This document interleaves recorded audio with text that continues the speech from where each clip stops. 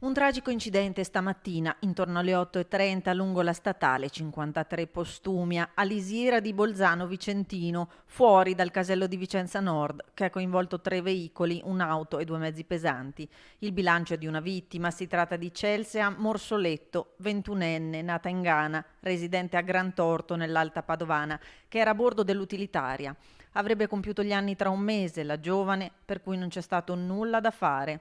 Secondo una prima ricostruzione dell'accaduto, la donna che viaggiava da Vicenza in direzione Treviso sarebbe andata a collidere per cause in corso di accertamento, prima con un mezzo pesante e poi impattando contro il guardrail, coinvolto parzialmente nel sinistro anche un auto articolato. I pompieri hanno messo in sicurezza i mezzi ed estratto dall'abitacolo la ventenne. Nonostante i soccorsi, il medico del SUEM ha dovuto dichiarare la morte della giovane, illeso l'autista del mezzo pesante. La strada durante i soccorsi è rimasta chiusa in entrambe le direzioni. I carabinieri, insieme alla polizia locale, hanno deviato il traffico ed eseguito i rilievi del sinistro.